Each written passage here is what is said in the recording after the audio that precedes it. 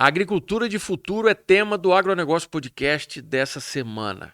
A gente vai falar sobre produtividade, possibilidade de você produzir em alta escala, utilizando ferramentas mais sustentáveis, como bioinsumos, né? Equilíbrio no sistema produtivo, agricultura mais saudável, não só para o produtor, mas também para a sociedade. Vamos falar um pouquinho de política internacional, exportação, exigências, certificações. Ixi, o convidado dessa semana traz isso tudo num pacote excepcional que vai ser tema do Agronegócio Podcast a partir de agora.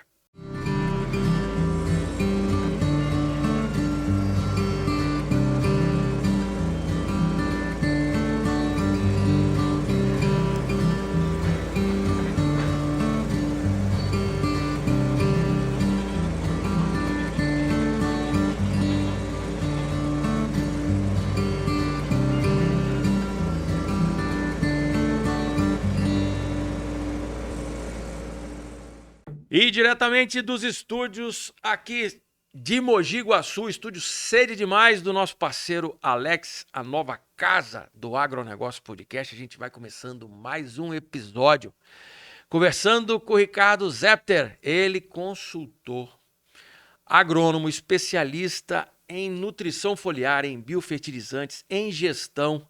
Olha, eu peguei o currículo desse moço para ler, eu fiquei espantado. Experiência nacional, internacional. E olha, Ricardo, muito bom estar recebendo você aqui. Eu tenho certeza que a gente vai ter muito assunto para falar. Afinal de contas, essa pegada da agricultura regenerativa, biofertilizante, sustentabilidade, isso tudo faz parte do agronegócio brasileiro, faz parte do agronegócio mundial. E vai ser muito bom poder fazer esse bate-papo contigo. Se apresenta para o pessoal de casa aí, por favor. Primeiro, quero dizer que é uma honra estar aqui. Valfredo, muito obrigado pelo convite, para a gente poder ter essa conversa franca e aberta sobre o nosso agronegócio e todas as suas facetas, né? E quero dar aí um bom dia, boa tarde, boa noite para o pessoal que está nos assistindo e prestigiando o seu canal, que tem cada dia mais ganhado notoriedade por trazer novidades e assuntos relevantes do agro para todos os que nos assistem. Ricardo, a gente tem, assim, né? Eu tenho mania do seguinte, é claro que nós vamos falar de agricultura, vamos falar do agronegócio, né? Mas eu tenho curiosidade e eu gosto de provocar, né? Então eu vou perguntar, não sei se alguém já te fez essa pergunta. Quem é o Ricardo Zepter? É uma boa pergunta, difícil de responder assim em poucas palavras, mas profissionalmente, aliás, começando pelo lado certo, eu sou um cristão, temente a Deus, Isso pai aí. de família, de 2 garotos muito bonitos, esposo da dona Letícia. Os meus garotos, um tem 25 anos, é oficial do Exército, da Ativa, o outro tem 15 anos, são 10 anos de diferença, porque eu viajo tanto que só vejo minha senhora de 10 em 10 anos, né? E na vida profissional, eu sou engenheiro agrônomo, né? Passei pelo Exército Brasileiro lá atrás como oficial oficial, que a gente chama oficial temporário, né? Ah, Do Centro Preparatório de Oficial da Reserva, fiquei um tempo enchendo o saco de soldado. E depois, quando eu me graduei na agronomia, fui para o Vale do São Francisco, na região de Petrolina.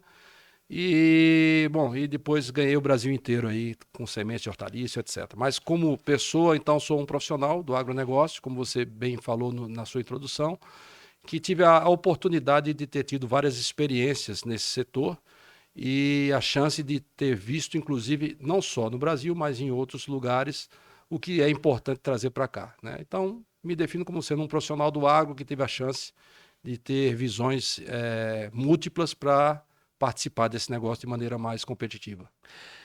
Ricardo, com a sua visão, eu já tive a oportunidade de conversar com outros consultores, outros profissionais, né, renomados tanto da agricultura quanto da pecuária. E numa ocasião, eu já ouvi dizer, tecnologia está lá fora. E eu já ouvi dizer, rapaz, o que tem de melhor de tecnologia no mundo, você vai encontrar no Brasil. E aí, qual que é a sua opinião? Na verdade, eu acho que é um híbrido disso aí.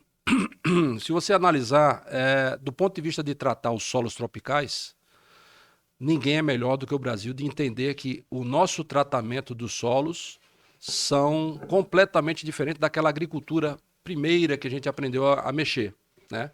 Então, inicialmente, a gente começou a tratar os nossos solos, por exemplo, só para pegar um aspecto solo, né? Tem vários outros aspectos a serem considerados. Mas se você observar como é que era o preparo de solo no Brasil, era com arado de aiveca, com arado de disco profundo, com grades e tal. E hoje já se sabe, sobretudo na área de grãos, aí, que o cultivo mínimo, quanto menos você mexer nesse solo, para um solo tropical, melhor. Né? Então, isso é um. Olha só. E quem aprendeu isso foi o Brasil consigo mesmo, né? Não só com a ajuda de alguns órgãos de pesquisa governamental, mas, sobretudo, com a vivência do homem do campo. Ele não aprendeu isso em nenhum lugar, a não ser aqui mesmo. Né? Quanto menos mexesse, melhor. Já existem outras situações em que entender o que foi feito lá fora e que deu certo, e que pode ser adaptado aqui, pode nos servir. Sobretudo nessa questão de híbridos de sementes, a questão da transgenia, quando ela foi bem aplicada, a questão dos bioinsumos. Então, eu acho que se nós ficarmos abertos a trocar ideias com aqueles que bem fazem também a agricultura no mundo, todo mundo tem a ganhar. Né? Ricardo, quando a gente está falando ainda de tecnologias, né? O que você acredita que se destaca mais? O que alavanca mais assim? Falar de tecnologia é um tema muito amplo, né? Mas o que você acredita que podem se tornar diferenciais aí para a agricultura brasileira? Nós estamos já na vertente da IA, né? Sim, é verdade. Não, sem dúvida que a veio para ficar também, mas antes de ir para essa coisa bem tecnológica, a gente pode pensar ou falar que nós temos uma vantagem competitiva que quase nenhum país tem, que é a possibilidade de ter até 3 safras por ano. Né? Se você for para os países nórdicos, você tem um inverno rigoroso, então o cara tem que plantar no verão e torcer para que seque, que esquente logo, né, o solo, e aí por isso que eles tinham que mexer bastante no solo para reativar a vida microbiana. Então, o fato de nós termos uma dadivosidade divina e ter um país que, na sua grande maioria, chove bem, né? Quando não chove bem, nós temos bons rios com boas qualidades de água para fazer uma boa fertirrigação, aprendida em Israel, aprendida na Espanha. Esse é um exemplo também de uma tecnologia trazida de fora para cá. Uhum. Então, a nossa vantagem competitiva reside inicialmente em características naturais e depois como ter entendido o que fazer com essas características naturais. Uma delas eu já acabei de mencionar, essa história do plantio direto, né? Evitar o cultivo mínimo, plantio direto, evitar muito revolvimento de solo, entender que nós temos bactérias mais importantes do que determinadas pragas, porque nós temos calor e chuva, então o tomate, por exemplo, sofre muito mais com bactérias aqui do que o geminivírus, que é uma doença transmitida por um inseto, né? Uma virose transmitida por um inseto. Então, entender essa dialética e essa situação do nosso próprio agroecossistema, as vantagens que nós temos de trabalhar melhor com isso, que é o que vem sendo feito, né? Sobretudo pelo agricultor, pela mão do agricultor. Agora, o agro brasileiro, se eu tiver errado, me corrija, né? Mas a gente ainda depende, né, por questões até mesmo de níveis, necessidade de produtividade. Não é falando mal, né? Não quero arrumar essa briga, não, porque a gente sabe que sem nutrição você não consegue entregar realmente, né, safras recordes, altas produtividades e tudo mais. Mas você acredita que essa dependência, né, da nutrição mineral, do químico, de repente, né, produtos que vêm lá de fora para cá, você acha que essa dependência tende a diminuir? Nós estamos partindo para uma agricultura que vai trazer novas tecnologias? Eu acredito que sim. Eu não diria tanto dependência. A dependência ela ocorre por busca de jazidas lá fora, sobretudo potássio e fósforo, que aqui nós temos em menor quantidade, ou dizem que tem em menor quantidade. Na verdade, hoje já se sabe que nós temos jazidas de potássio muito interessantes, para falar dos nutrientes convencionais de um modo geral. Mas também aqui a gente tem aprendido com a agricultura tropical que a sinergia entre o que é compostos orgânicos ou biofertilizantes reaproveitando matérias-primas que eram descartadas ou que eram subvalorizadas, tem diminuído bastante a necessidade, eu não diria dependência, mas a necessidade, porque você já tem ali fonte de recursos de nutrição bastante alvissareiros, né? Então, de novo, o equilíbrio e uma hibridação dessas tecnologias podem nos ajudar nessa questão do uso ou da alimentação da planta, porque, a grosso modo, todo ser vivo, né, todo vegetal vai precisar de nitrogênio, fósforo, potássio, cálcio, magnésio, enxofre. De onde vem isso aí é que vai ser o detalhe. Ricardo, ainda compondo esse assunto, né? Eu estou puxando um pouco esse tema, porque nós estamos num ambiente onde nós temos uma oferta, né, de compostos orgânicos, né? E a gente observa que o mercado tem buscado essa alternativa. Será que o agricultor está começando a olhar um pouquinho mais para baixo? Eu Começando a acho olhar um pouquinho mais para o essas, solo, a necessidade de reestruturar? sem dúvida, o agricultor profissional, ele já percebeu que... Eu faço sempre uma analogia quando a gente conversa, nós já participamos de alguns treinamentos juntos, né? Sim. Que imagine que um determinado agricultor, assim, um casal de agricultores, cultivava lá num longínquo rincão, a cidade estava meio distante, e os anos foram passando e as cidades foram crescendo e foram se aproximando a essa propriedade agrícola. Aí o senhor João faleceu, o vizinho, o outro vizinho sumiu, o outro vizinho, os filhos resolveram fazer medicina na cidade e tal, e você foi perdendo aquela vizinhança que se autoajudava, um emprestava um trator, o outro tinha ali um motor, e você se depara depois com uma vizinhança talvez não muito agradável, porque começou a desaparecer uma bicicleta que eu deixava no meu alpendre, ali na minha varanda, o meu conjunto motobomba sumiu. Então, essa brincadeira que a gente faz com população não adequada dentro de um determinado local é o que acontece quando você planta diuturnamente, ano após ano, no mesmo local, usando apenas o NPK convencional, sem se preocupar em repor a microbiota do solo. Vai acontecer que você vai selecionar uma população indesejável, pítio, risoctônia, fusário, fungos de solo, bactérias, etc., que vão atrapalhar o desenvolvimento seu daquela agricultura. Por outro lado, a gente sabe também que o composto orgânico de boa qualidade, às vezes está meio distante do agricultor. Então existe o aspecto frete e tudo mais. Porém, aquele agricultor profissional que já entendeu que não importa onde esteja, ele pode buscar, se ele não puder colocar aquelas 4 toneladas por hectare de milho, porque ficaria muito caro para um milho naquele ano, por conta do frete, não por conta do composto orgânico, se ele conseguir colocar 500 quilos por hectare, que ele conseguir colocar 1 tonelada por hectare esse ano, daria 2 anos ele coloca mais 1 tonelada, e vai nesse crescente, ou vai nesse frequente, não crescente. Ele vai Nessa constância, né? Nessa constância, ele vai repovoar com os bons vizinhos em volta da propriedade dele. Porque ao repovoar com uma microbiota benéfica, você vai combater, você vai estar presente e impedir que os maus se proliferem. Eu posso dizer que é como se fosse uma guerra. É uma guerra. Eu tenho um exército mau e um exército bom. Se eu aumento a quantidade de personagens do meu exército bom, fatalmente eu vou conseguir sobrepor. Né? É mais ou menos isso aí. É exatamente isso. É como se fosse na política também. Você tem lados que querem o bem e lados que efetivamente defendem aquilo que não é tão interessante para a população. Sociedade, exato. Sociedade. Perfeito. Então você tem que ocupar espaços. Se você não ocupa esse espaço com aquilo que é bom no solo, ele vai ser prioritariamente dominado por fungos e bactérias, micro-organismos não desejáveis, que acabam atrapalhando a própria planta que ele vai lá praguejar, atacar, né?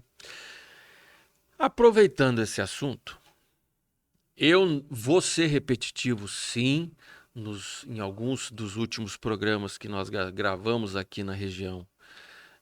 Eu levantei esse assunto e eu sei que você vai poder falar de forma bem clara para os nossos parceiros que estão acompanhando o podcast.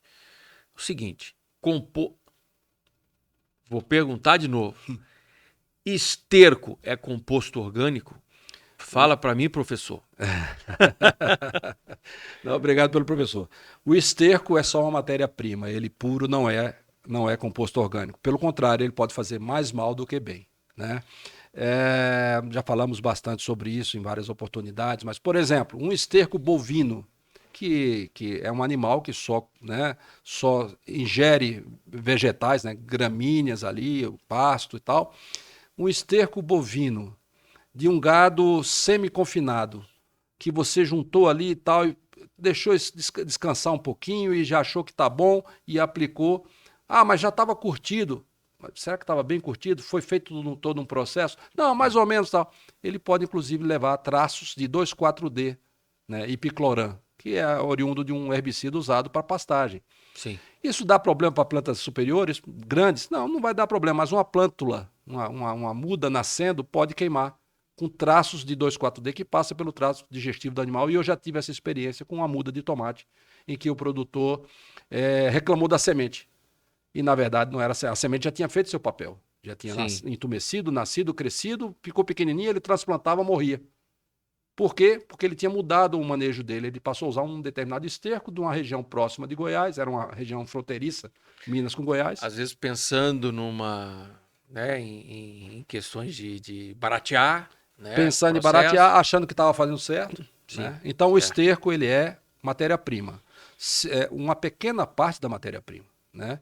Se você der tratamentos a ele de maneira profissional, fazendo uma compostagem com aeração, com revolvimento, se possível, inoculação de micro-organismos benéficos, como a Provaso faz, por exemplo, aí você vai ter algo profissional. A vantagem é que, da mesma forma que você pode chegar e adquirir uma marmita para poder fazer sua refeição, não ter todo esse trabalho e se dedicar apenas àquilo que você precisa ter mais atenção, já tem outra que faz por você. Então, pegar uma empresa profissional que faz uma compostagem adequada, você pode lançar a mão disso aí.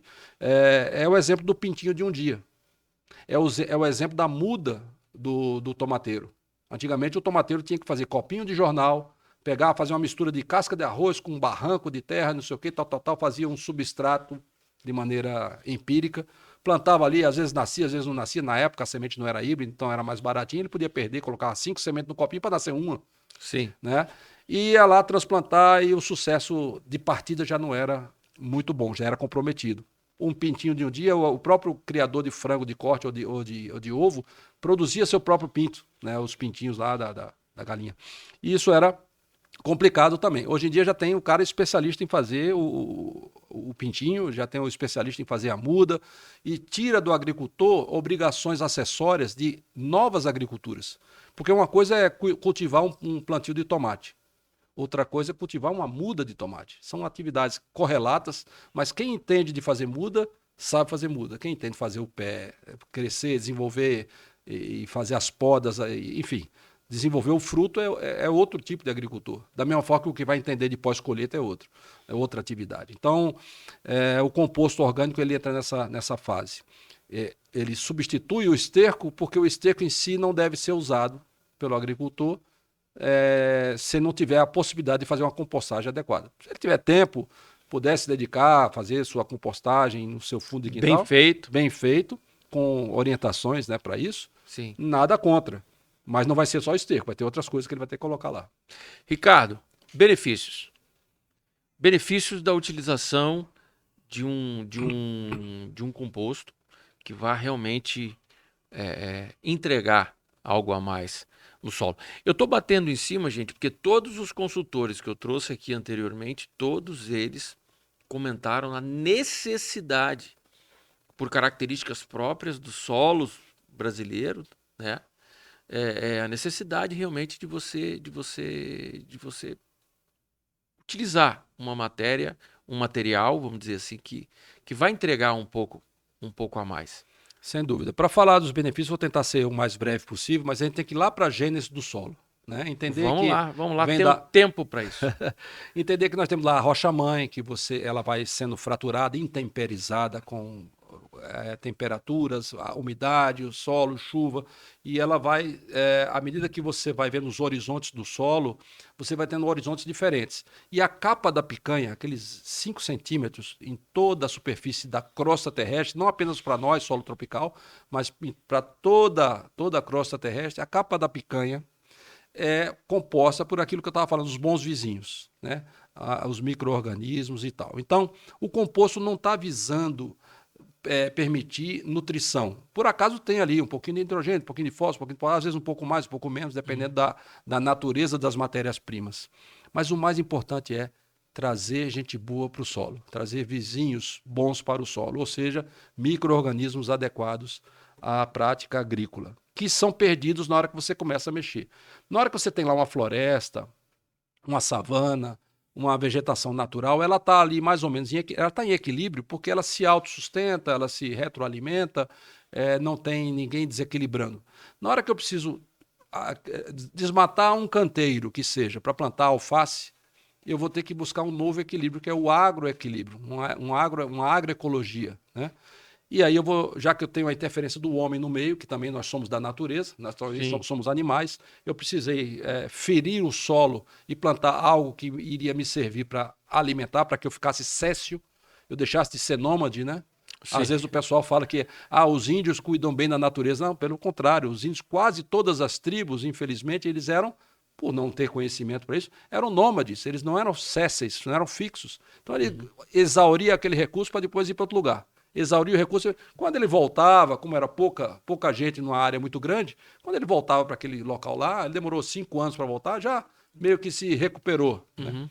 Com o crescer da população, você tem que pensar em equilíbrio. Como retroalimentar aquilo ali de micro-organismos benéficos e de outros benefícios como aeração, infiltração da umidade, evitar que a chuva bata e escorra com o solo nu. Penetra. Né? Que ela possa penetrar mais. Né? Há estudos que mostram que você, com o solo grumoso, por conta da presença da matéria orgânica, ele vai infiltrar 85%, 90% daquela chuva que incidir sobre aquele local. E ao contrário, se eu tiver um solo desnudo, com pobreza de grumificação, de aeração, mais compactado, vai bater, vai lavar e vai assorear rios, vai perder o solo. E faz alguns dias que pararam de fabricar solo, né? Papai do Céu já faz um tempinho. Né? Bacana, tá certo. Ricardo, quando a gente fala que o Brasil é o celeiro do mundo, qual que é a sua visão? A visão é que de fato, ao contrário daquela história de que a Amazônia é o pulmão do mundo, né? A Amazônia não é pulmão do mundo porque o que ela emite de CO2 e o que ela absorve de CO2 é mais ou menos equilibrado. Os grandes renovadores do ar estão na Amazônia Azul, né? Nos oceanos e tal. Agora, dizer que nós somos celeiro do mundo é uma grande verdade, porque o Brasil alimenta mais ou menos 1 bilhão e meio de pessoas no mundo. Então, nós somos aí 1/7, né, da população é alimentada pelo Brasil. Nós alimentamos todos os brasileiros, não importando quais seja o seu viés, né? Sim. Qualquer pessoa precisa comer. Né? Então, a agricultura, nesse sentido, ela é extremamente democrática. Ela alimenta a todos. O agricultor... Tem até, eu não me lembro detalhes, mas havia um poema em inglês que dizia assim, o padre ora pelas almas e tal, o professor ensina, o policial prende o marginal e tal, mas no final da linha dessa história toda, o agricultor alimenta todos eles. Né? Então, nós sim somos celeiros do mundo por conta daquela característica que a gente falou no início, de termos a possibilidade de fazer 3 safras por ano, por termos tido um desenvolvimento muito grande, mesmo com pouco subsídio para a agricultura brasileira, o esforço do próprio agricultor, e pelo crescente uso do entendimento dos solos tropicais, que precisam ser recuperados com mais frequência na questão orgânica, bioorgânica, e do uso também de fertilizantes convencionais em parceria com isso aí. Uma boa fertirrigação, usando ácidos úmicos, ácidos fúvicos, lançando mão de compostos orgânicos enriquecidos, vai permitir que a gente continue sendo provedor de alimentos para o mundo inteiro. E, cara, eu estou vendo aqui que você teve ainda nas suas formações, né? Você teve no México, no Chile, em Israel e na Espanha. Me conta dessa época. Então, uma das coisas mais interessantes que eu fiz na vida e que é uma paixão também é trabalhar com semente de hortaliça, né? O mercado de semente de hortaliça foi o que primeiro abriu as portas para o mundo, porque não era muito comum um engenheiro agrônomo do Brasil trabalhando com pesticidas ou fertilizantes ter a oportunidade de ter acesso lá fora.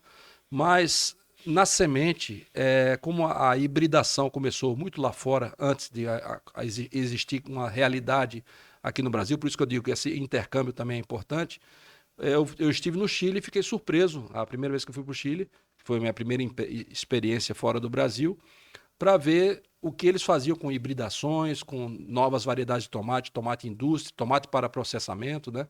Isso foi em que época? Que década, mais ou menos? Começamos aí, a minha primeira oportunidade de visita lá fora foi em 1992, no Chile, Década, início de 90, início né? dos anos 90. E já tinha já tinha essa Eles já referência. usavam híbridos e nós, aqui na época, os mais antigos do tomate indústria, vamos lembrar, a gente usava o C82, que era uma variedade da Universidade da Califórnia, usávamos o Calmec, usávamos IPA 5 do IPA, que é o Instituto lá de Pernambuco, era uma boa variedade, comum, mas não tínhamos híbridos, né? Então, na época, a Petocid, a antiga Petocid, hoje é uma empresa do grupo Limagrance, do grupo da Seminis, né?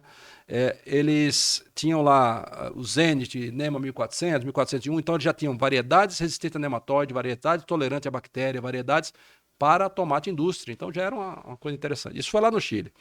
Depois, com outros estudos de fertirrigação, eu também tive a oportunidade de ir muito para Israel, para trabalhar primeiro com sementes de hortaliça pela Razeira Genetics, essa sim é do Grupo Limagran hoje, e também pela Haifa, que é uma empresa de fertilizantes solúveis, né? Então, uma coisa puxava a outra, então você tinha que aprender sobre fertirrigação, sobre sais solúveis e tal, que é complementar na questão da alimentação das plantas, né? Outra experiência muito boa foi na Espanha, também com empresas de fertilizantes nobres, uso de aminoácidos, uso de biopesticidas e tal. No México, a mesma coisa, para ver tomates indústria, tomate mercado fresco, participar da feira de Culiacán. Nós temos uma feira aqui também, na área de hortifruti, que é uma das melhores do mundo, que é a Hortitec em Olambra, né, onde eu resido, né? Tive a oportunidade de participar já algumas vezes, inclusive esse ano eu tive lá. Se não me engano, esse ano foi a 27ª ou 28ª edição. Eu só perdi as duas primeiras. Olha De só. lá para cá, eu tenho participado de alguma forma em todas elas. Bacana. Existia ou existe uma feira também em Culiacán, no México, que é parecida com essa. Então, era também para esse intercâmbio com essas feiras. E outra coisa muito importante que a gente fez muito nessas visitas internacionais foi levar grupos de agricultores para fazer visita a fazendeiros. Não a empresa só, mas a fazendeiros para eles verem e trocarem informações. Então, através das nossas empresas que a gente prestava serviço, havia a possibilidade de abrir as porteiras, porque você sabe que o agricultor não é chegado a ficar recebendo qualquer um em sua propriedade, Sim. como você não deve receber na sua casa. Verdade. Então, nós tínhamos essa incumbência e essa possibilidade de levar agricultores para ver a prática comum. E, por fim, para dar mais um exemplo, em Petrolina, nós tínhamos bastante área de banana com graves problemas de nematóide. Na época, eu trabalhava numa empresa que hoje, acredito que já seja da BASF, chamava Cyanamid, e que tinha um produto, um pesticida chamado Counter. O Counter era um poderosíssimo nematicida, mas era muito perigoso, muito tóxico. E havia uma experiência no Equador e na Costa Rica fenomenal com a prática de uma versão do Counter menos tóxica, etc. E além do que a prática da agricultura, da bananicultura nesses países era muito mais adiantada do que nós naquela época. Hoje em dia a gente já encostou um pouquinho mais. Mas como eles fazem banana para vender para os Estados Unidos, uma pequena mancha na fruta já era descartada. Então já tinha naquela época, estou falando agora dos anos em 98, 2000, 2001, fomos várias vezes para Equador, Costa Rica, e nesses países a gente foi ver banana, sobretudo, e aí já tinha cabo aéreo, já tinha prática de piscinas com floculação da seiva, E Sim. tudo isso a gente levou agricultores para aprender e nós acabamos aprendendo também, né? Com a Corbana, que era a Coordenação Bananeira da Costa Rica, você vê variedades diversas de banana, então foi uma experiência também bem interessante. Eu já tive a oportunidade de. Bom, na minha época de televisão, né? No Espírito Santo nós temos belos exemplos de produção de banana. Olha, gente, se você não é capixaba, agora eu vou puxar sardinha, tá? Se você não é capixaba, fica o convite para você conhecer o estado do Espírito Santo. É um pedacinho do céu dentro do Brasil. É 0,5% só do território nacional, mas é um estado excepcional que com pouca rodagem você consegue visitar de norte a sul, de leste a oeste, do mar à montanha, com características maravilhosas e com uma diversidade do turismo e do agronegócio fantástica. Sem falar que Tu conhece lá no Espírito Santo? conheço bastante o Espírito Santo, admiro. Você é natural de lá, né? Sou capixaba. É, Sou o capixaba. seu estado Minha é- família é teresense, né? Mas eu sou... Teresense de Teresópolis? Não, teresense de Santa Teresa, o município número 1 dos Santa- italianos do Brasil. E você tem entre Santa Teresa e Venda Nova do Imigrante, por exemplo. Você tem um cinturão É, ali. e tem uma coisa interessante que acontece com o Espírito Santo. Em 30 e poucos quilômetros, vamos falar de tomate primeiro. Sim. Em 30 e poucos quilômetros você tem a tomaticultura do verão, vai lá para Sim, cima, e a do inverno exatamente. vem aqui para baixo. Exatamente. Então, você tem tomate o ano inteiro, o mesmo produtor ele planta na zona fria e depois na Exatamente. zona quente. É. Se eu for lá para o norte, você Você fica tem... rodando. Dependendo, você vai conversar. Eu sempre fui fornecedor de alguma coisa, né? Aham. De nutrição, que seja. E você conversar. Não, essa época eu tô ali por cento. Tô em Vila Nova, tô em Domingos Martins, tô em Afonso Cláudio, tô naquela Castelo, beirada, Castelo. tô naquela beirada ali. Quando você vai ver, no verão ele tá lá embaixo. Tá lá em Linhares, tá lá pra baixo. E lá para o norte você tem uma agricultura muito forte, o café conilon irrigado, inclusive, Sim. você tem o mamão, né? O mamão papai e tal. Então, e tem grãos também, tem cana. O sul é belíssimo das suas montanhas, você tem parapente, quer dizer, é um estado belíssimo. E sem falar da muqueca, a verdadeira muqueca, né? Muqueca Exatamente. capixaba. Ó, o Espírito Santo, para quem não sabe, é um dos maiores produtores, primeiro ou segundo produtor de mamão, talvez é o maior exportador, se não me engano, o maior de café conilon, né? O segundo maior produtor de café E tem arábica do também. Brasil, e também tem arábica de qualidade, Sim. né? Colhido maduro, né? Entregando aí valores sensacionais. Conilon dando bebida, né? Você tem um pescado fortíssimo no Espírito Santo, o segundo maior produtor de ovos, se não o primeiro maior produtor de ovos, que é Santa Maria de Jetibá, né? A gente tem o maior exportador de gengibre, nós somos o maior exportador de gengibre, pimenta do reino, Sim, medo do Rio também. né? Nós produzimos soja, trigo, vinho, azeite, tudo lá no Espírito Santo, né? Então, assim, uma diversidade produtiva Como é que fantástica. pode, né? Você... Capital brasileira do agroturismo é Venda Nova do Migrante. Sim. Primeiro município Terra da fundado... polenta, né? Primeiro município fundado por imigrantes italianos é o município de Santa Teresa, né? Então, assim, estado maravilhoso. Mas, voltando ao que eu ia dizer, nós temos grandes produtores de banana no Espírito Santo. E eu tive a oportunidade de gravar com vários, né? Fica aqui um abraço para a família Pitol, né? Do Geninho Pitol, Bananas EP. E eu já tive oportunidade, os cabos aéreos, né? Isso em 2000 e alguma coisa. Os cabos aéreos, as piscinas, né? Talvez de higienização ou de alguma, né? A gente tem que também fazer uma justiça a alguma pouca qualidade ou menor qualidade que a gente tem em alguma coisa da nossa banana, é porque nós somos o segundo maior produtor do mundo de banana e somos o maior consumidor. Sim. Então a gente, assim, a banana que nós produzimos é consumida aqui mesmo. Então não precisa aquela exigência do transporte a longuíssimas distâncias. Sim. E, portanto, assim, não vale a pena. O mercado não pagaria muito mais por um zelo absurdo. O descarte que eu vi no Equador e na Costa Rica, daquilo que tinha uma pequena manchinha e que já não ia dar para viajar para longe, para a exigência do gringo Sim, e tal. aham. Para nós aqui não foi necessário. Então não era necessário grandíssimos investimentos para fazer Sim, esse cuidado todo com a pele, porque no final das contas o importante é a fruta, é o que exato. está dentro da casca, né? Então nós demoramos um pouco mais para evoluir algumas coisas. O que hoje em dia já não é mais assim, tanto é que você já viu cabos aéreos e Sim, sim, piscinas e tudo sim. mais. Mas antigamente era meio que... o engradado de madeira é um grande mal da agricultura brasileira, né? Não só para a banana, mas Sim. para o tomate e tal. A famigerada caixa K, né? Que é a caixa K, que É. ela é K porque ela era pirografada com K de querosene na época da Segunda Guerra Mundial. Então naquela época Ah, vinha... é? Olha só. vinha K pirografado, né? Queimado na madeira Aham, assim. sim. Então, o agricultor recebia 2 galões americanos, 2 galões dentro, né, de 2 frascos de galão, 3,6 litros, né, de querosene ali dentro. Ele usava no trator, que foi convertido a gasogênio por limitação de querosene na Segunda Guerra Mundial, de diesel na Segunda Guerra Mundial. E aí, o que é que faria com aquele engradado? Ele aproveitou, colocou o tomate, colocou o pepino, colocou a couve-flor, colocou o mamão, Usou usou como como caixa, caixa. literalmente como E caixa. isso passou a ser até depois a gente passou a construir, a confeccionar caixas de madeira para isso. Né? Quando eu tive uma experiência também no Verdade, Bom Preço verdade. Bahia, né?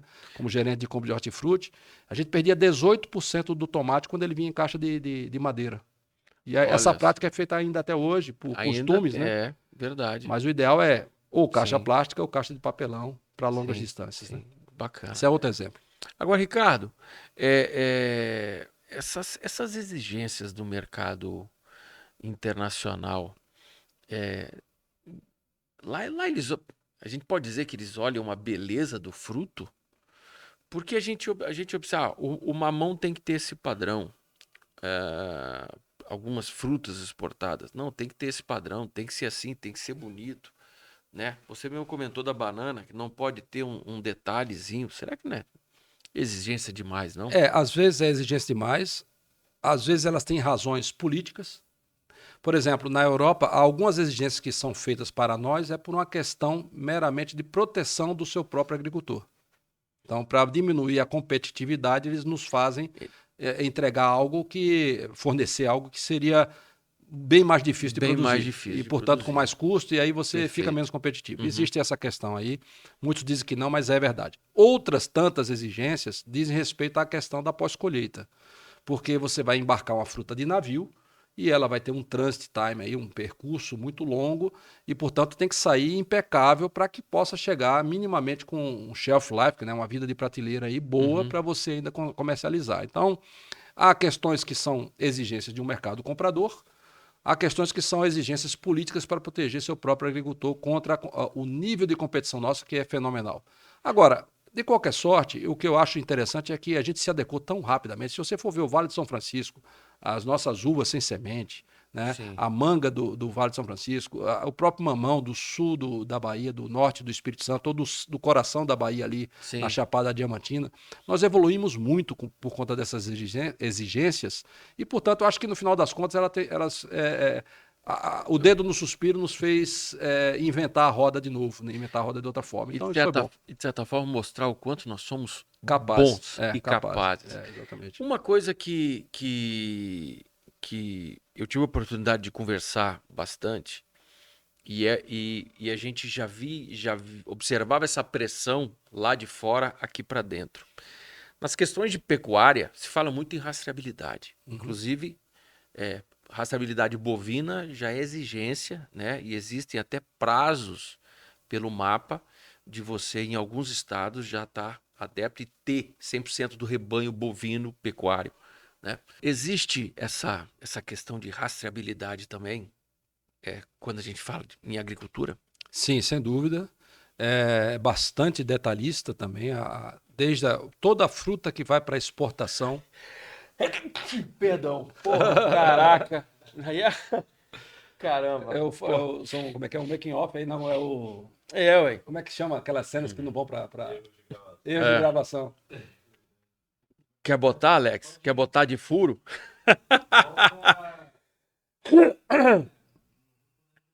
Tá, vou perguntar de novo. Vamos lá. É que o teu agricultura.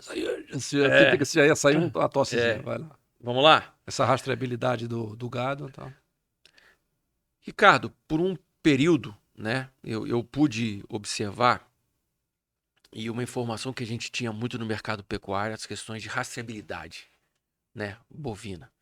Isso, inclusive, uma exigência do mapa já, com prazos aí para que os estados tenham, né, 100% do seu rebanho rastreado. Na agricultura, já existe isso também? Sim, sem dúvida, já há muitos anos, sobretudo toda a agricultura e frutas destinadas à exportação, os compradores, e até mesmo atualmente, até para grandes cadeias de supermercado internamente, o agricultor ele precisa saber, precisa comprovar o que ele tem utilizado, os prazos de carência se foram respeitados, seus pesticidas, a questão dos insumos todos que ele usa, certificações são feitas, né, para ganhar o ISO 9000, vários ISOs, vários certificados para facilitar ou permitir a checagem de que aquele agricultor ele é um agricultor hábil, capacitado a exportar, por exemplo, né? Então isso a gente vê muito, sobretudo nessas regiões produtoras de frutas para exportação, tanto no Vale de São Francisco, região de Mossoró, o melão de Mossoró lá. Um exemplo nacional de sucesso, a Itaueira. A Itaueira desenvolveu, o melão amarelo estava começando a ser destratado, maltratado e tal, a gente comprava um melão amarelo no supermercado e tinha gosto de pepino, porque foi colhido com muitas pressas. Para você ter ideia, um melão produzido na Espanha leva 120 dias para ficar pronto. O ciclo dele normal. Essa mesma variedade trazida para o Brasil fica pronta em 55 dias. Por conta da intensidade lumínica da proximidade com a linha do Equador. Que bacana. Né? Então isso muda o manejo. Você tem que mudar, adequar a variedade, adequar a nutrição. E a Itaueira se preocupou com isso há muito tempo lá. Um abraço, meu amigo Tom Prado. Cuidando da questão do sabor. De como manejar a nutrição, sua equipe capaz. A Agrícola Famosa também o fez.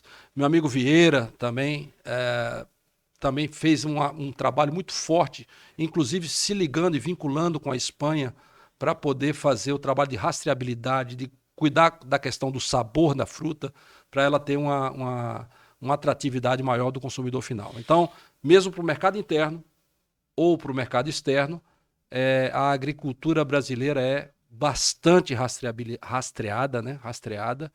E isso só traz segurança para o agricultor. Então, comer um tomate hoje é muito mais seguro do que os nossos pais comiam. Porque também as empresas de pesticidas convencionais mudaram as suas formulações. Exato. Antigamente, nossos pais comiam frutas que eram tratadas com mercuriais, com clorados, que se acumulavam no tecido adiposo.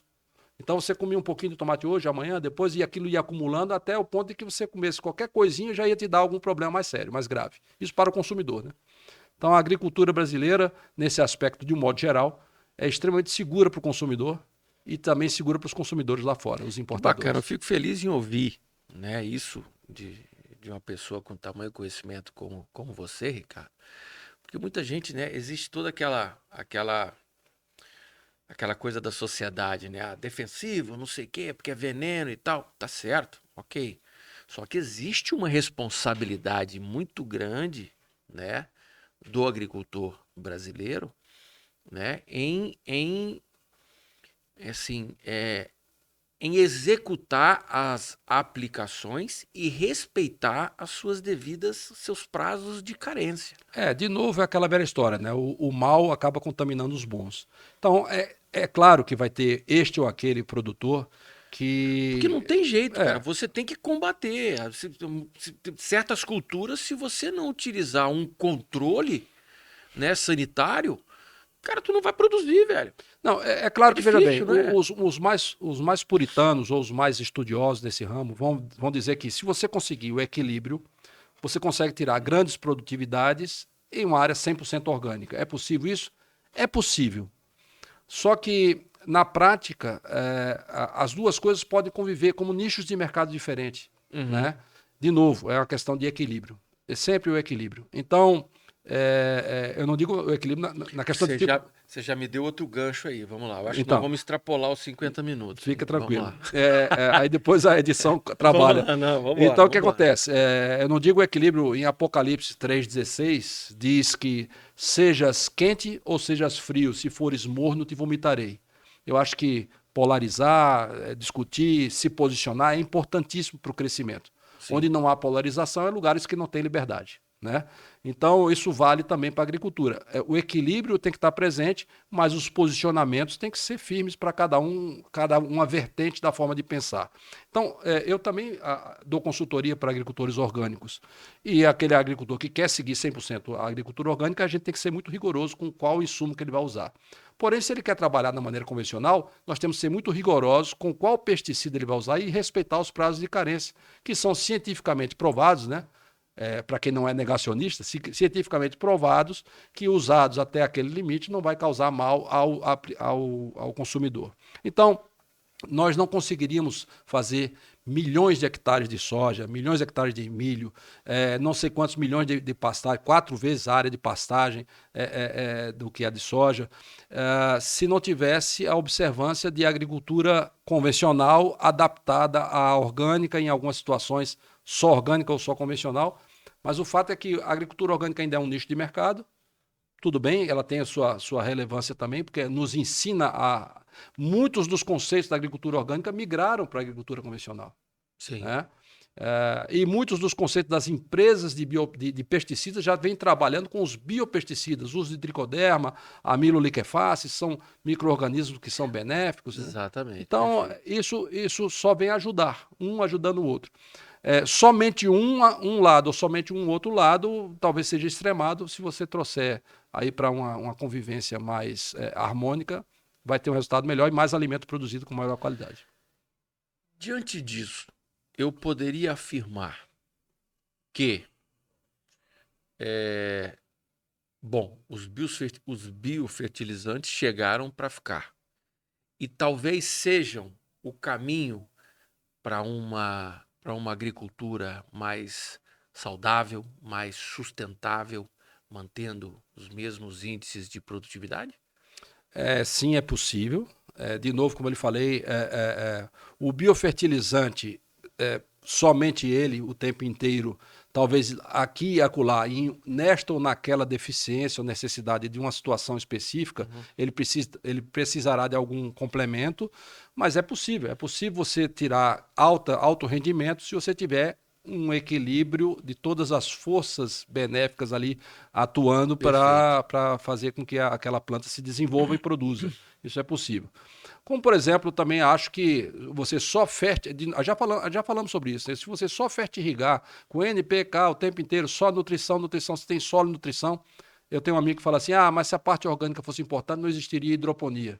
Né? Que a hidroponia é água e sais solúveis. Exatamente, Ele em parte tem razão, mas só que na verdade ali você também pode lançar a mão de ácidos úmicos e fúlvicos, que vai melhorar o equilíbrio, e a hidroponia é uma planta na UTI, se a bomba queimar, o cara perdeu aquela leva tudo ali, de folhosas todas. Verdade. Né? Mas enfim, para não polemizar muito a resposta, o fato é que sim, é possível você ter uma agricultura através de um biofertilizante 100% bio, né? Vamos falar assim, né? Onde a fração mineral veio de uma rocha sedimentar, fraturada, né? Micronizada, né? E a parte orgânica complementando ali, é possível. Tá? É possível fazer uma agricultura 100% nesse sentido aí. Ricardo, falando, né, nessa vertente, né, do biofertilizante, né? A gente tem um parceiro que é no Espírito Santo, a Biosanto, né? Lá do Vitor, mandar um abração lá pro Vitor, toda a família Boles, né? Que são nossos parceiros também. Ele já tá melhor da queda que ele levou, não? Aquela lá atrás? Não, tá bem. Machucou já o joelho, se não me engano. Tá bem. E aqui, né? Na nossa casa, na minha casa agora, o Grupo Provaso, que trouxe, né, o biológico para incorporar o Provaso. Né, eu estou esperando para vir a logomarca aqui, já ela aparece. já ela aparece. Né? Mas, enfim, é um produto que vem e que se posiciona diferente. Se posiciona diferente no mercado, né? Entregando um pouco mais do que o Provaso já entregaria. Agora nós estamos fazendo nosso merchandising, eu quero que você me ajude. Aí, ó, tá aí, ó. Muito bem. A Provaso, a gente... Pioneira nisso também. Pioneira nisso também. Ela gerou um produto que é o Provaso Premium, e que veio de um estudo que começou lá com o Vitor no Espírito Santo, Exatamente. através da Biosanto. Foi até uma solicitação minha, na época, porque nasceu de uma solicitação de uma representante nossa, ela vai me matar, porque eu não estou lembrando o nome dela, lá de Petrolina. Ela pediu um composto com micro-organismos, se era possível. Falei, vamos ver porque o problema não é somente inocular, é saber os ensacados, porque para ela lá, como está mais distante, ela comprava ensacados, né? Quanto tempo ia durar, se não ia morrer, se não ia... Então tinha que fazer um estudo de shelf life. Para se manter vivo, né? viável, Sim, você garantir para o agricultor que está lá. Então, fizemos estudo com tricoderma, com amilo liquefaz, com bacillus thuringiensis, com uma série de micro-organismos. O Vitor nos ajudou nisso aí, através da Biosanto no início, e chegamos à conclusão que o EM1, que já era um produto consagrado de origem japonesa, foi o que melhor respondeu, né? E aí o Fernando Damasceno, que é um distribuidor aqui da região, da Bracem, né? Porque eles têm... nosso convidado, Fernando, ó, tô te esperando aqui ainda, tá? Tô te esperando ainda esse ano, viu, filho? Fernando deu sequência ao trabalho que o Vitor fez, melhorou ainda mais essa relação com a Provaso e aplicações via drone sobre as leiras. Aí veio também o uso da máquina autopropulsada, né? Que revolve a leira. Então, ao invés da gente mexer a leira para o lado, hoje a leira fica fixa, eu posso fazer o que quiser naquela leira ali. Então, todas essas mudanças e evoluções da compostagem profissional feita pela Provaso teve essa adição do EM1, para fazer o Provaso Premium, né? Basicamente são lactobacilos e uma série de outros lactobacilos benéficos, né? São micro-organismos eficientes que melhoraram ainda mais a textura, o final do produto, a qualidade. Melhorou o que já era bom. Melhorou o que já era bom, dando mais segurança ao agricultor, porque aí você acelera ainda a compostagem, você digere aquilo que faltava um pouquinho para digerir, elimina eventualmente algum mau odor que tenha. Então, quer dizer, fica... É uma combinação bem interessante. Não é merchandising, tecnicamente viável. Uma realidade, né? exatamente. E acaba sendo merchandising no bom sentido da palavra merchandising. Sim. O agricultor que falar de coisa boa. Falar de coisa boa. Eu, por exemplo, falar de futuro, né? Existe uma máxima que o pessoal fala assim, o cara que é muito técnico não sabe vender. E eu digo assim, olha, eu sempre vendi o que eu tinha que vender. Na Cianamid, ganhei um troféuzinho de campeão de vendas, tal, né? De pesticidas. E por quê? Porque... olhando aqui, você tem um histórico fantástico. Você já passou por cada lugar excepcional. E na maioria das vezes, ou era desenvolvimento de produto ou venda. E a venda só acontecia quando? Quando eu acreditava no produto. Porque eu não vou conseguir vender para o agricultor ou para um cliente meu algo que eu não creia. Sim. Porque eu não quero somente oferir aquele ganho. Você acaba gerando uma parceria, uma cumplicidade no bom sentido. Venda é isso. Né? É uma consultoria, é um acompanhamento. Eu, por exemplo... costumo dizer que é o início da relação. Nada contra, mas eu tenho mais dificuldade de vender algo que só demanda eu fazer conta de frete e preço. Preço e frete e preço. Não, eu quero saber se tem benefício. Se você usar, se tem diferença ou não de ter usado aquele produto. Vale a pena usar o prêmio em relação ao convencional? Claro que vale. Sim. Mas é mais caro. Não, caro é o que não tem utilidade.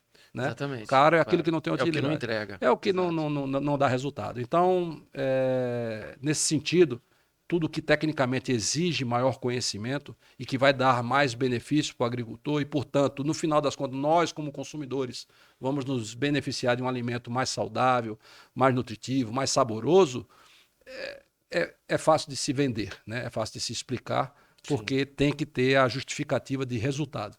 É isso aí. Obrigado pela oportunidade de ouvir todo essa gama de conhecimento aí seu. Ricardo, vou pedir para você fazer uma mensagem. Vamos fazer uma mensagem devagarzinho, a gente vai respeitando os nossos horários. As portas vão estar sempre abertas. Nós temos um ano de 2026 de parceria, nós vamos caminhar junto aí bastante ao longo do ano. Com certeza você vai voltar a essa cadeira aí. Agora eu gostaria que você me falasse duas coisas. Se você tivesse que voltar lá atrás, você mudaria alguma coisa na sua vida profissional? Olha, essa é uma questão bastante interessante. Teve um local que eu trabalhei, que eu falei no início, que me contaminou até hoje. Tanto é que eu acabei contaminando meu filho mais velho, que foi o Exército Brasileiro, né? Às vezes eu falo, puxa vida, eu devia ter feito a AMAN, como ele fez e tal.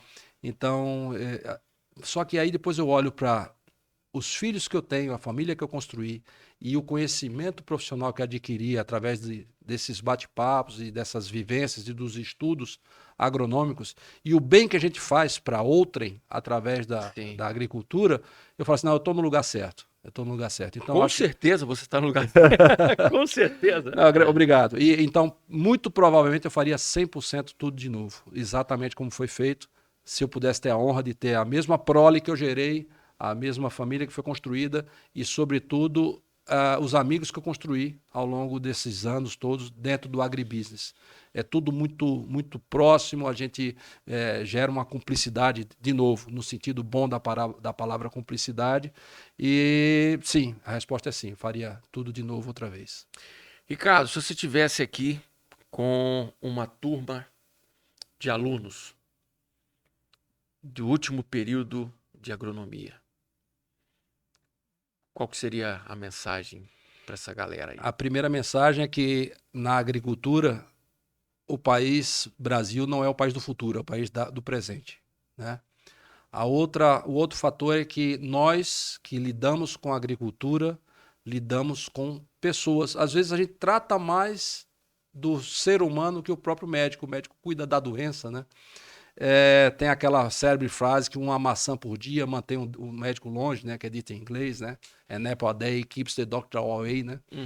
E então que abracem essa profissão com muita honra e muito orgulho, porque nós alimentamos a todos, indistintamente, né? E lidar com agribusiness é lidar com saúde, com crescimento profissional, com respeito ao meio ambiente. Nosso país é um dos países que mais preserva as suas florestas, né?